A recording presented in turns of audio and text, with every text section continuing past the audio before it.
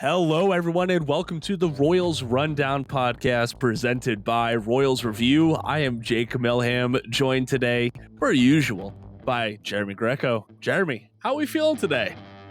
You know, it's a little weird. Today is Thursday. Yeah, We had to record a day late, which is a thing that happens.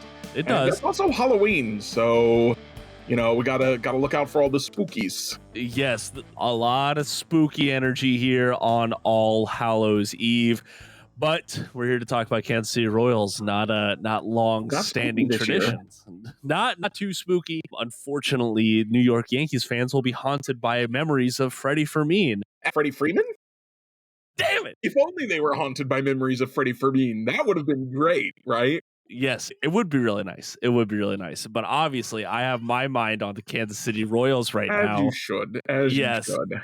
And listen, you can know everything you need to know about the Kansas City Royals if you only go visit royalsreview.com. The rumblings are a great way to start off the day. You have the commentary section over there. And if you hear a baby in the background of this podcast episode, it is because I now have a new podcast helper. Okay, Honey is taking a little bit of a break, I guess. And now my goddaughter, Emma, will be calling out for Uncle Jake periodically throughout the podcast. Plenty of things to talk about in today's episode. We got to talk about the World Series going final. We have to talk about some Royals related stuff, mainly arbitration and some very valuable projections. But I am going to pull an audible on Jeremy here, and I'm going to shuffle the order of the show just a little bit. Just minutes after setting it. Yeah, this is what happens when I don't have notes anymore. Throwing me under the bus. Yes, that is why we have our beautiful piece of artwork as our logo that your friend Yes. made. So listen, there is, and I know this might sound a little hypocritical. I get it, but whenever I make a trade speculation or a trade projection, I try to do it to the best informed ability that I can do. I look at the numbers, I look at the value, and I say, this fits. I think that this could happen. We are not even 24 hours removed from the World Series, and we are already seeing some of the silliest trade projections out there regarding the Kansas City Royals. One today regarding a 1-for-1 swap of first baseman Vinny Pasquantino and New York Yankees starter Luis Gil. 1-for-1. Jeremy, I don't know about you, man, but this is just silly trade season. We need the winter meetings to get here soon. So, in all honesty, like in a vacuum, I don't think that's an uneven trade. The thing that makes it not make sense, there's two things that make it not make any sense once you put it in the context of reality, which is that the Royals need hitters, they have pitchers. Mm-hmm. So to trade a hitter for a pitcher doesn't make much sense for them. Correct. Additionally, they have that pitcher. Yes. Luis Gil is stunningly similar to Brady Singer, a guy who primarily throws fastball slider and mixes in an occasional changeup that isn't very good and gets beat up by lefties. So listen, this is going to be the need, I think, especially from the New York Yankees fan base, that we are absolutely going to see a knee-jerk reaction. She said it a little bit. Okay, I will try. This is absolutely going to be the knee-jerk reaction that we see from the New York Yankees fan base after just getting, I think they got thoroughly dominated by the Dodgers in the World Series. Because this speculative trade is two very flawed pitchers who might have marginal value for two above average bats from the AL Central. Come on, what are we doing here, man? And you said, in a vacuum, it's not Cortez terrible. for Josh Naylor part of that. I guess it's one or the other because you don't need to. They already have a first baseman and a DH, so I'm not sure why they need another first baseman to begin with. They certainly don't need two. Mm-hmm. So, exactly. but the Nestor Cortez for Josh Naylor is stupid. Josh Naylor was better than Vinny this year. Nestor Cortez was worse than Gil. I do not get that one at all. Right. Okay. So just wanted to get that out of the way. Whenever Jeremy and I are sitting here and talking about roster projections or contract stuff or free agent targets, there is at least going to be, I would say, more than a grain of reality based in that. Okay. I think these two trades that were proposed that are gaining traction around baseball social media, they're not really based in reality. That's just my opinion, but we'll see. We shall see. All right. So let's go ahead and hop into the Royals arbitration cases, Jeremy. So this is one of the, it's not one of the next things that we need to worry about. I'd say like Michael Wacha's Kawaka's option first for sure. and Hunter Renfro's option is like, unfortunately, we just don't have any intel on either one of those on how they're going to go. So I don't want to talk I about mean, that. There's I wouldn't say we have no intel. We pretty much all assume Renfro's coming back. We yes, pretty much all assume that Waka isn't going to come back for 16 million. correct. That is the current accepted assumption. To me, there is a lot of question around Waka for sure about whether he comes back and what it looks like if he does. I tend to think he will, but yeah. Mm-hmm. So I guess you're right about that much at least. So yeah, I'm not right about too much, but let's go ahead. Let's go ahead and look at these arbitration eligible players real quick, Jeremy. Can you run through them real fast? Yeah, so I've pulled up David Lesky's Inside the Crown article for today, Okay. where he was playing JJ for a day. He stole that from Seth Kaiser, and I kind of want to steal it from him and do my own. But for now, we'll do this together. So he's got. I could find this list elsewhere, but I like Lesky, and this is an easy way to read it. He typically does things by the alphabetical order, which is always interesting. So we start with Chris Bubich, who is arbitration eligible, I believe, for the first time, maybe the second time. And the estimate for him, he's got estimates on here that are from the MLB Trade Rumors estimated salaries. Chris Bubich would be estimated to get 2.8 million in arbitration. I think he might go a little higher than that. He might, yeah. Not lower, I wouldn't think. Sorry. Yeah, go ahead. No, I think Chris Bubich is. So he's entering his second year of arbitration. So he does have one more year of team control after this. I think like that's a fair figure though. Like I'm not gonna be upset if that's what they end up paying him. If they pay 2.8, 3.5 even million dollars for a top flight back end reliever or mid rotation starter, which it seems like he's one of those things for sure. Mm-hmm. I mean, they paid Michael Wacha 16 million to be a upper mid rotation starter. 4 million, less than 4 million for somebody else to have a very similar role. Maybe not quite as good, probably not as many innings. Right. I like that. Yeah, I do as well. Moving further with the starters though, Kyle Wright sitting here projected at 1.8 million. Yeah. I think that is number one. Most of that value is derived from his 2022 season. So yeah, please I don't think take the number moved. No, I don't believe it did either. 29 years old, like that's a fair figure as well. I think like I'm not going to be upset about that either. Imagine, I mean, if you're out there, imagine Wright was a free agent and the Royals were like, we'll give you 2 million to see if you can bounce back. I mean, that's basically what we're talking about here. The Royals already paid him for a year of rehab. They didn't do that so that they could cut him now. He'll be back. Yes, I believe he will. Sticking on the pitching side of the house, my first like real non-tender candidate, Josh Taylor. Yeah. I know he's only projected at 1.1 million, but I don't know like I don't know if he just fits with this team anymore. You know, like they have other relief arms that they're going to have to add to the 40-man roster that could probably give you what Josh Taylor would give you in 2025. Yeah, so my reaction to Josh Taylor is why bother? His Fair. 2 of the last 3 innings, he hasn't pitched an inning, and I don't want to rag on guys for injury issues, but if you're not on the field at all, what's the point? Yeah, that's fair. if the Royals did bring him back at 1.1 million, I'm not gonna be upset about it. Like, Mhm. fine, $1 million is nothing. I mean, that's barely the minor league first year guy money, Yeah, right? They get like 750, 800,000. So right. it doesn't really hurt you in any way, but it's also it just he doesn't bring anything because he's not on the field at all.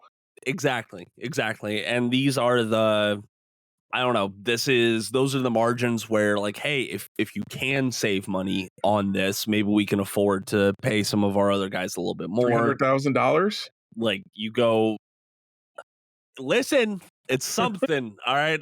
Not saying it's everything, but it's something.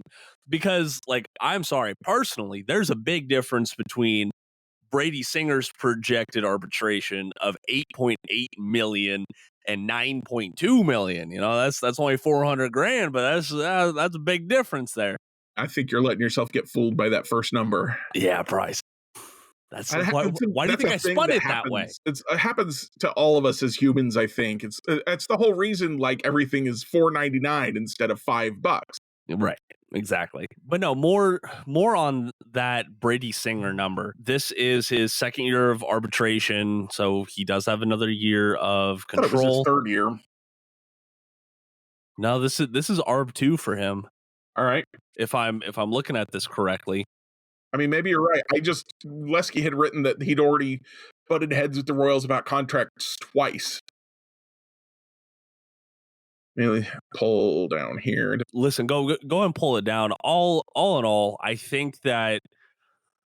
do think that Singer is worth that money. I do think Yeah. that that figure will also cause some quote unquote issues when you start looking at his trade ability, at his trade value. That is going to drag it down because like he is getting closer to just normal market value for a free agent starter out there. You know, I think of the Pittsburgh Pirates giving Martin Perez a 1-year, $8 million contract after he left the Rangers, after they won the World Series. You know, teams are willing to take flyers in that range, so maybe they wouldn't be willing to part with prospects to acquire someone in that same payroll status. Does that make sense?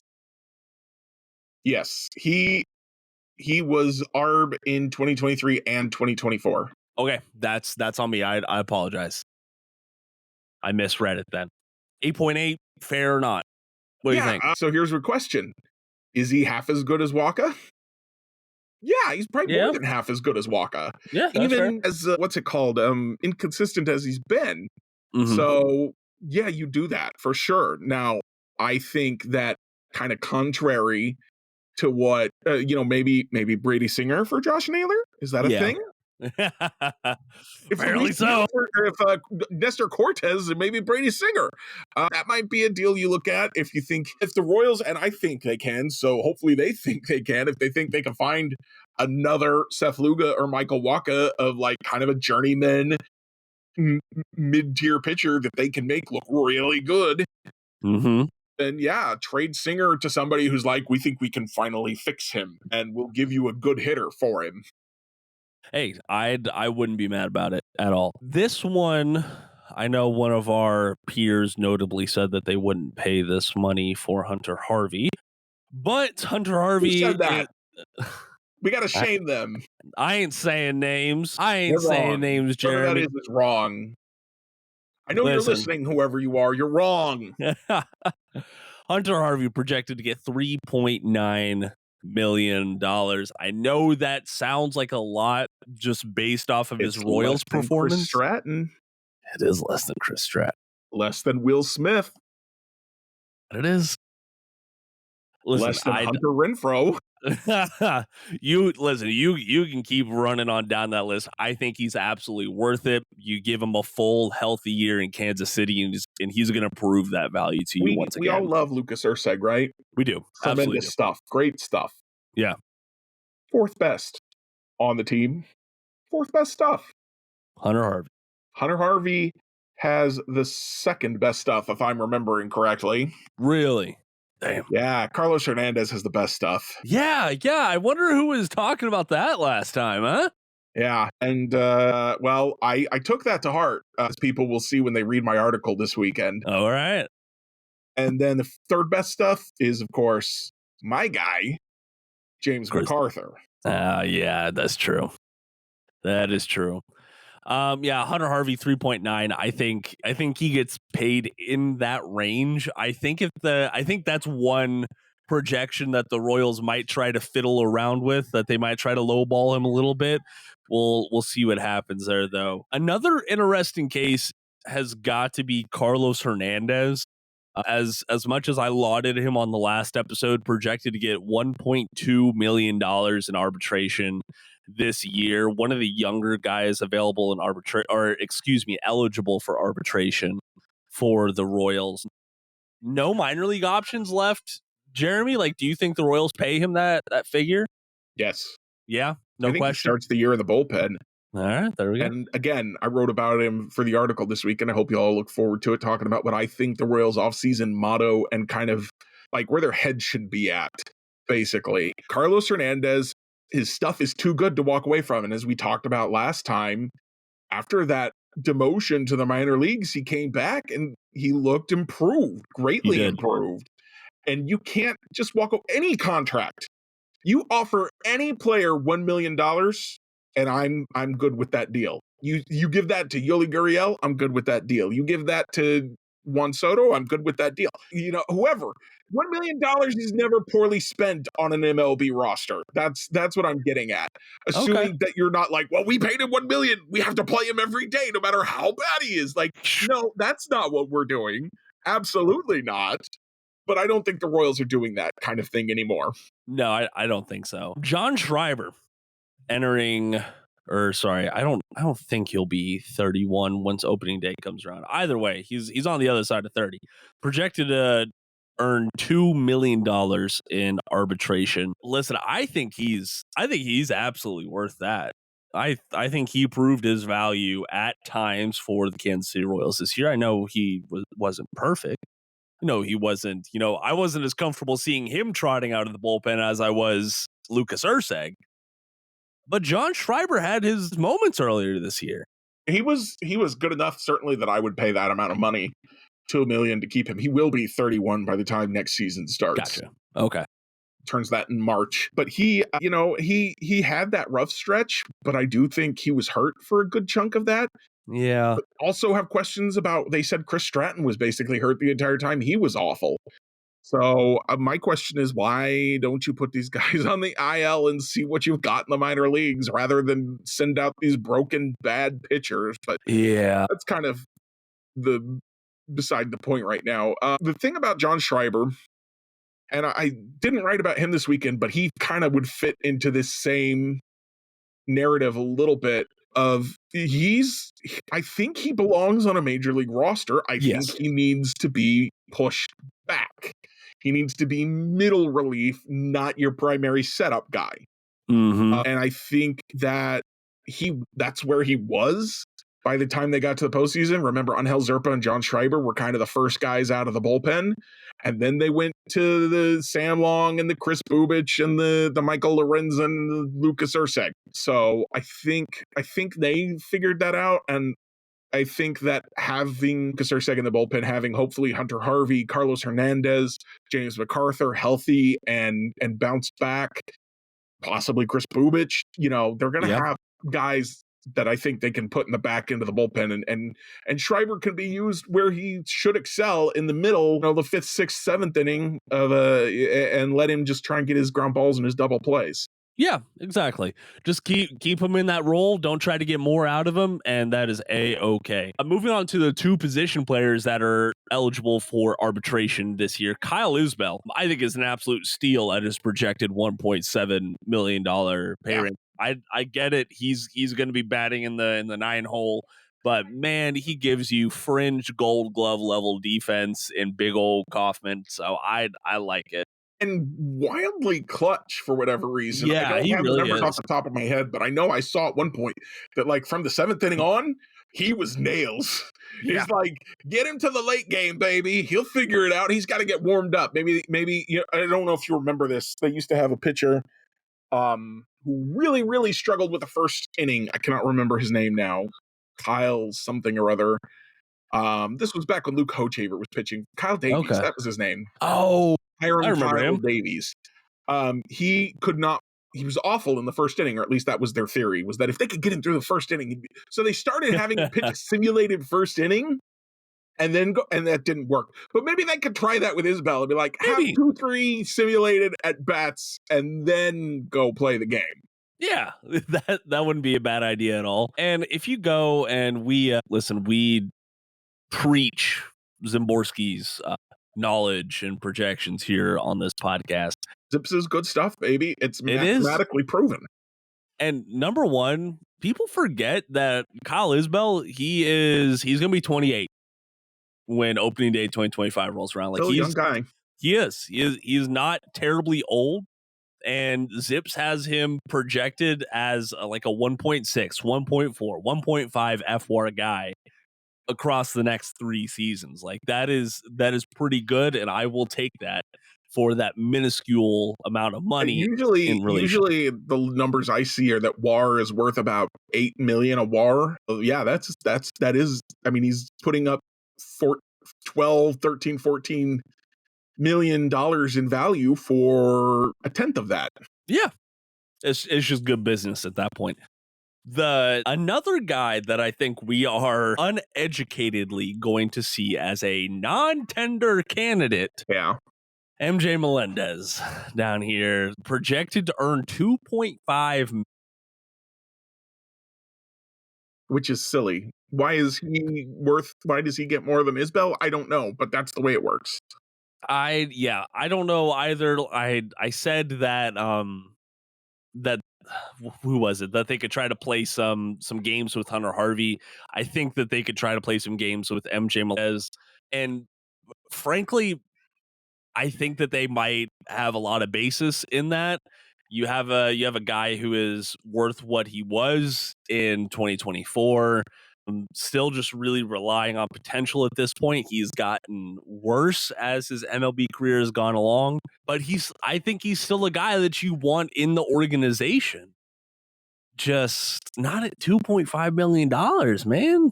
Well, but that's what you got to pay, and I'm not giving him up for nothing. Not with the promise that he has. Right, and that's the thing. They can't, or sorry, excuse me. They're not going to trade him away for nothing. So that's going to be non-tender him. Yeah, so, sorry.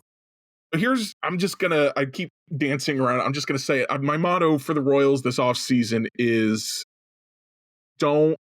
I've forgotten it. How did I forget my motto? My own motto that I wrote. It's your own motto. Come on, man. Don't reject, but don't rely. So MJ Melendez, you don't cut him, but you also do not have him as your starting left fielder.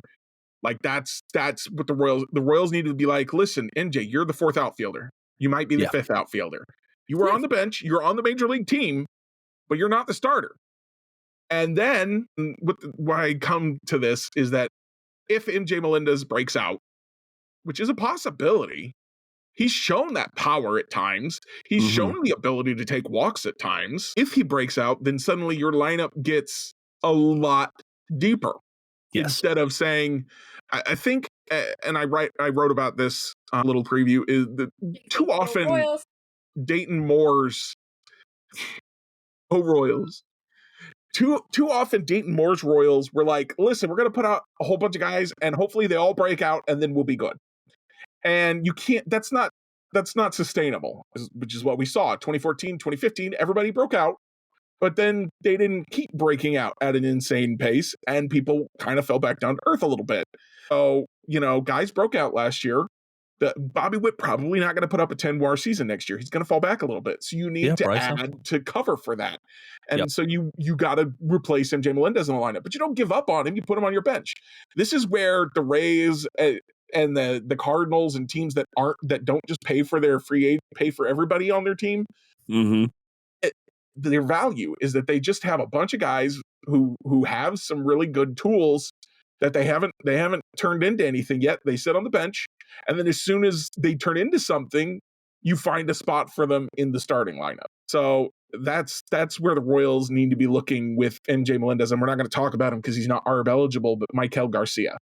They're guys that have tools that still have some value on your bench that you don't want to rely on, but you can't give up on them because they might still be good at some point. Just you got to find ways to get to that point. And even with how poor MJ Melendez's overall season was, if you go and you look, like, he is the prototypical platoon bat guy. I get it. He was dead average in those platoon splits, but at least that is where he succeeded in relation to the rest of his season. So if you find another platoon guy and you toss him out there in left field, I think that is a good backup plan. I'm not going to have that be the primary plan at this point in the offseason, though.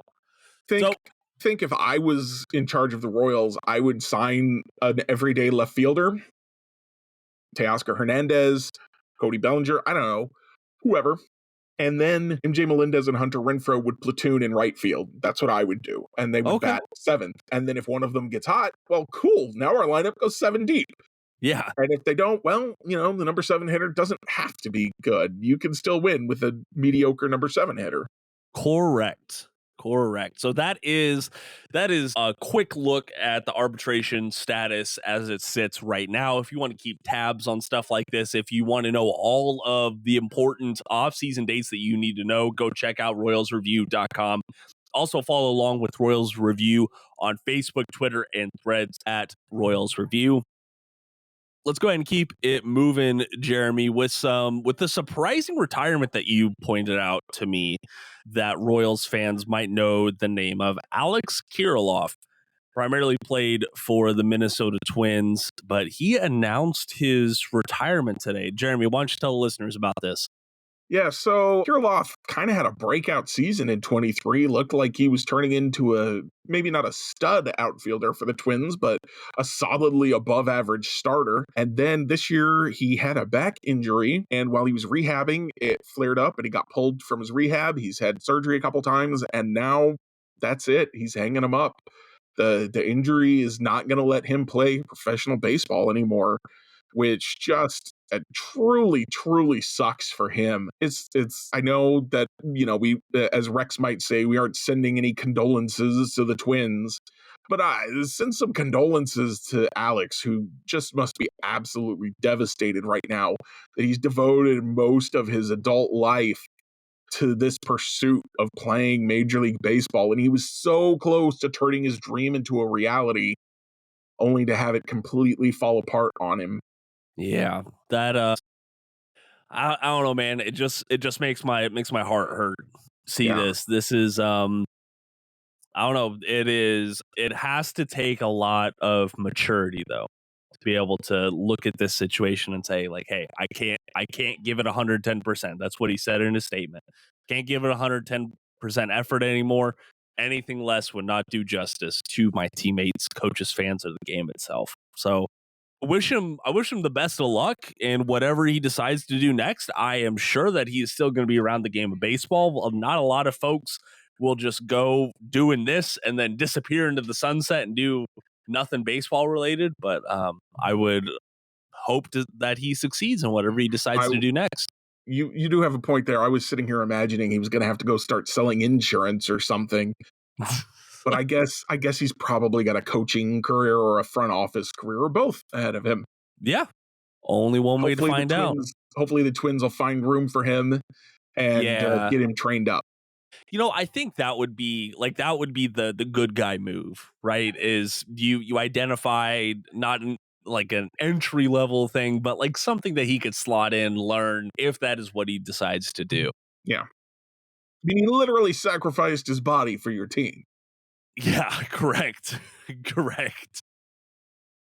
Let's go ahead and get back to the Royals, though, real quick. And speaking of Szymborski, he had some projections that he put out the other day for... Those aren't projections. Sorry. Those Yeah. Can you had hold on, but I'm going to stop myself right here. You had a discourse with him. Explain correctly what these are. Yeah, so this is just put out a thread of the top minor league defenders based on, I guess, the Fangraphs defense stat that he evaluated with Zips for 2023. So this is across the entire minor leagues. He grabbed the top 3 for each position, and we had a few Royals show up in that list. Yeah. So we had, I think this maybe won't surprise people, but it might surprise some. Nick Prado showed up as second among the first basemen. We also saw Javier Vaz at second. He was third place at second base. And then we had Cam Devaney, or Devaney, I'm not sure how you say his name, Yeah, Cam Devaney. at shortstop. So, some defensive prowess down in the minor leagues. Now, Nick Prado, I don't think did anything interesting with the bat. I'll be kind of surprised if he's on the 40-man roster come spring training for the Royals. I would too. Yeah, I think I would. But he got no plate appearances for the Royals this year. He did have 1 inning pitched. Woohoo! But he played in the minors. He had a 91 WRC plus at AAA Omaha. His walk rate's going down, his strikeout rate's going up, even in Omaha. That's a bad sign. Yeah. But the defense is still there. Maybe he'll catch on somewhere else and they can figure out what's going on with him. Maybe so. Listen, might be a prime guy for overseas play. True. That might be a good future for him, and that's okay. Javier Vaz, he's an underdog. Prospect. Yeah, he's an underdog story if I've ever seen one in the Royals system. So really glad to see him getting his flowers. He plays all over the field for the farm teams. So seeing him at second base, I believe his natural position is good to see. Devaney is interesting though, because as of right now, the Royals don't have a whole lot of shortstop depth on their 40-man system or in their 40-man roster, excuse me. And Devaney, a guy that they got from the Milwaukee Brewers via trade last offseason, had a respectable year at AAA. He spent the entire year there playing 136 games, 102 WRC plus on the year, not terrible. Had 19 home runs. Not especially good. Since AAA is further from, as everyone keeps telling us, AAA is further from MLB than ever. Correct.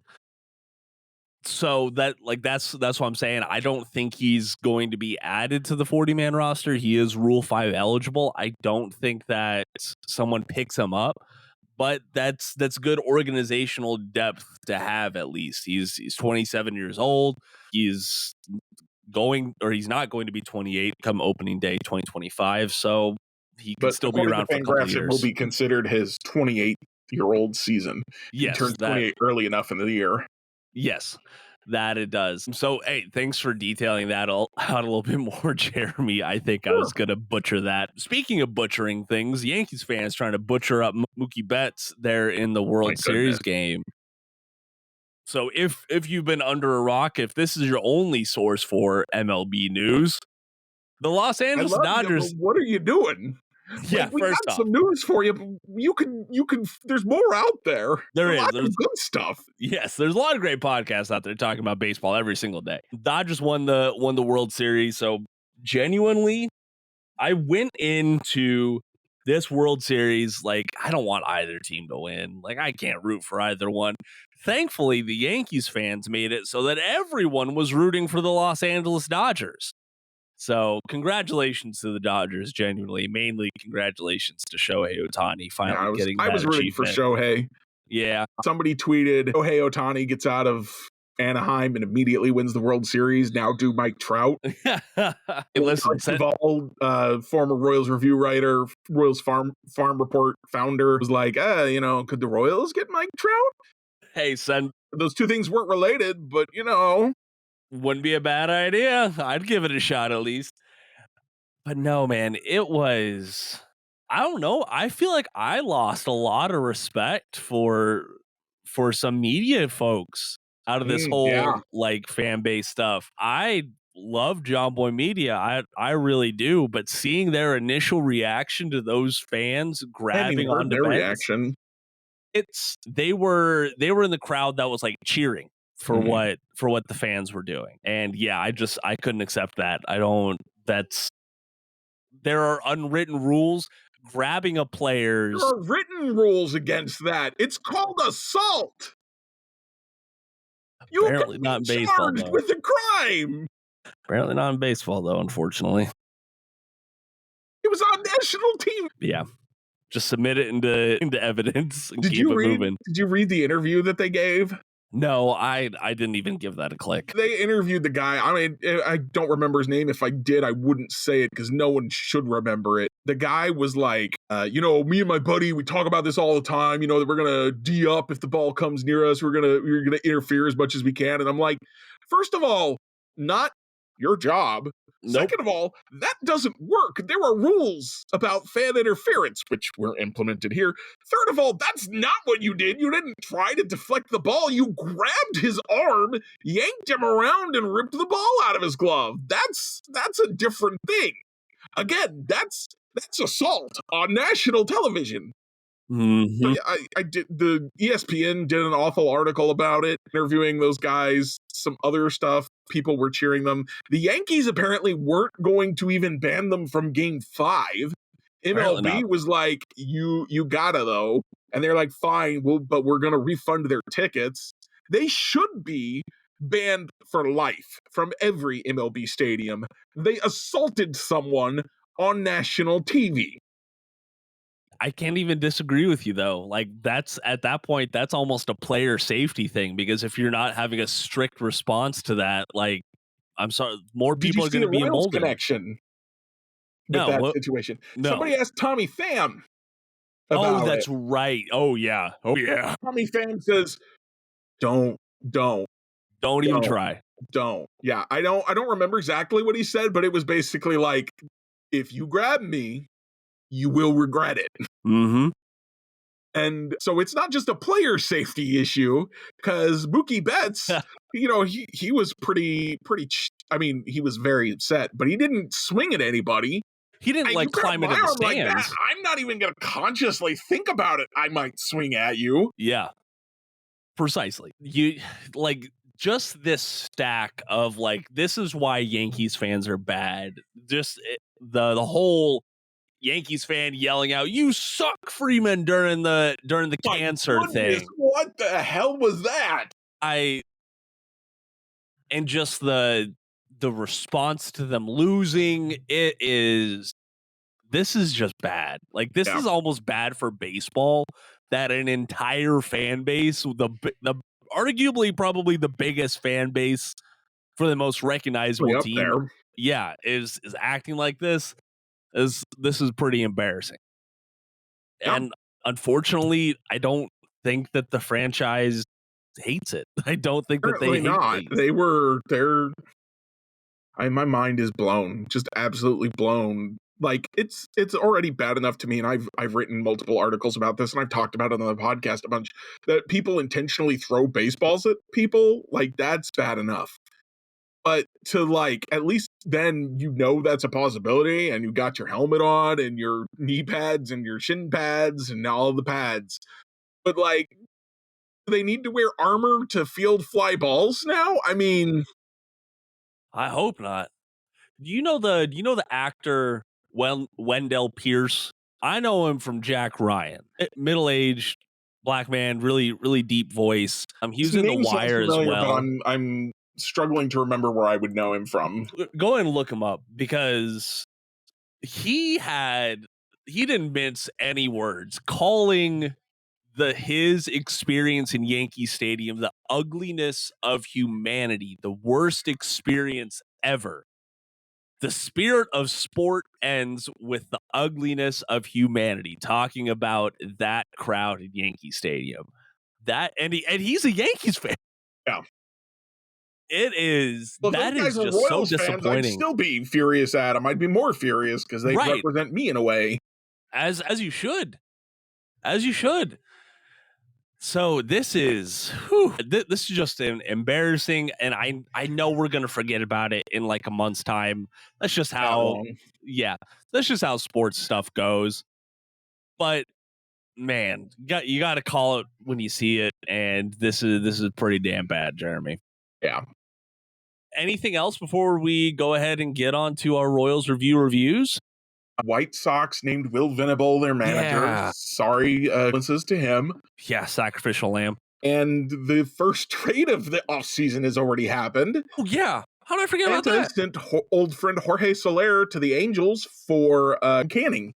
And I'm not sure why that trade happened. I don't know either. Listen, Griffin Canning had promise. He's 28, 29 now, and he was bad. All of his secondary stuff was like worse last year. Mm-hmm. And the Angels still gave him 170 plus innings because they didn't have anybody else to pitch. But they're trading him away? The team's not good, but you're adding an aging designated hitter on an expiring contract? What are you hoping to accomplish, Los Angeles Angels of Anaheim? And then Atlanta gets a pitcher who is not really young enough to be like, yeah, we can fix him and he'll be really good for us for years to come. Like, his contract's not that long. What I'm hearing also is that they just wanted to dump Soler's salary, which I guess, okay, so then they're going to also try to trade Canning. I don't know what you're going to get for him. I don't know either. I don't know how you got Canning for Soler without paying his salary. I don't know what's happening with that trade, but it definitely, like, there's a reason I guess people propose all these ridiculous Luis Gil for Vinny Pasquantino trades, because what was that trade? Listen, no one was looking at that trade and saying, yep, I am circling this on the offseason calendar. This is definitely going to happen. Yeah, no one was projecting this one. And it's an absurd random trade to start off the offseason in a lackluster fashion. So congrats to Soler, I guess. Now you get to go out to sunny California and play for the Angels. Hopefully you have some success out there. He is kind of in like DH only days of his career. Yep. No pressure. You go make I'm reading this directly, so I know I'm not wrong here.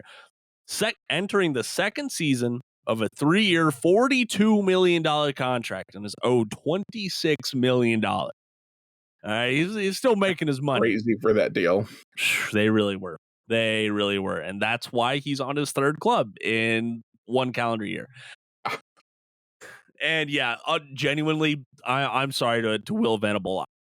If he can make what's the word? If he can make something out of if he can make a sandwich out of shit or something like that, yeah. Power to him, because he's got a big old pile of shit there in the South Side. All right, Jeremy, thanks for bringing those up. Let's go ahead and get to today's Royals reviews. Jeremy, you proposed 2 reviews to me last time, and so I know you still have one in the hopper. Let's hear it. Hey, I'm gonna throw you a curveball, and I'm not gonna give you that one yet. I'm very close to finishing that game, so I want to wait till I'm fully complete with it. All right. Hopefully we're getting this, because it says, oh, okay, it was saying it was trying to reconnect, but you were responding to me as if everything was fine, so everything's fine. Yep. So I'm going to review a mini series that I watched recently, Fight Night, and Peacock. Oh yeah, I've seen ads for that one. Subtitle of that one, The $1 Million Heist, which was based on a real event of a whole bunch of black mafia members who got robbed following the Muhammad Ali comeback fight. And was really enjoyable. I wasn't really sure what to expect. I went into it, okay, mostly went into it because I knew it had Don Cheadle and, gosh, what's his name? Samuel Jackson. The guy who played Rhodey before Don Cheadle did. Wow, what is his name? Terrence Howard and Don Cheadle. And I was like, how can they both be in the same thing? That's wild. I also saw it had Samuel L. Jackson, Kevin Hart, a few other people. And I was like, I got to check. It's a miniseries. If I hate it, I'll stop watching it. No big deal. But man, they really nailed the 70s aesthetic with the costumes and the props and the lighting and with the film techniques. They used a lot of like film techniques that we haven't that were like big in the 70s that nobody uses anymore because they look old, out of date, and like little things like sliding in boxes like you used to see for heist stuff. There's a lot of heist stuff going on. It's not exactly an uplifting story. A lot of young people who seemed like they maybe had promising lives ahead of them end up dead because of all the shenanigans. But the acting is tremendous. The cinematography is great. Story is interesting. It takes some twists and turns, and really enjoyed it. So if you've got Peacock and you're interested in something like that, I highly recommend it. All right. I like it. I am going to review a book today. Been trying to read a little bit more. Been carrying around my Kindle with me almost everywhere I go. The book is called The Southern Book Club's Guide to Slaying Vampires. And it sounds ridiculous because it is.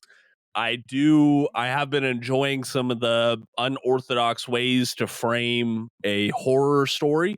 This is exactly how it sounds. It's a Southern book club made up primarily of housewives, and they start reading like true crime. Like when this is set in the 90s. So you have books coming out about serial killers earlier that century. And they have a strange man move to town. They start noticing some of the things that are going on involving him. And they're like, hey, there's some similarities here. Maybe we should figure out what's going on. And they get into it pretty deep if you can't tell. The best review that I've seen that blends it is Steel Magnolias meets Dracula. Like it's got a lot of the same dynamics, especially as Steel Magnolias. So I give it like a 4.5 out of 5. It's by Grady Hendrix, and it's called The Southern Book Club Guides to Slaying Vampires. Oh, the first thing I thought of as you were describing that is a book series called the Monster Hunter book series by Larry Correia. I've heard of it. Yeah. You should check that out. I'm just still dipping my toes back into actually reading. Like I'm reading this book and I'm listening to Winning Fixes Everything about the Astros once again because I'm sorry. I've got lots of book recommendations. I spent most of my life reading. I kind of stopped like reading with my eyes a few years ago, but I still listen to audiobooks constantly. There you go. So I have plenty of recommendations for you if you need them. Hell yeah, I like Mostly in fantasy and sci-fi genres, but a wide breadth within those genres. Yeah, there really is. You can take those two and go pretty deep down the rabbit hole. But that is going to do it today for the Royals Rundown podcast. Thank you all for joining us. If you want to make sure you never miss another episode, please do so. Make sure you subscribe or follow to the podcast wherever you're listening to it. You can leave a review, share it with your friends, whatever you want to do. If you have any ideas for us, you can reach out down at our social media links, or you can reach out to my email. Jeremy, thank you for joining me today. I know we had to play a little bit of Audible on the podcast, but I appreciate you doing this on Halloween, man. Absolutely. All righty, folks, we're going to get on out of here. Thank you for joining, and until next time, go Royals! Happy Halloween!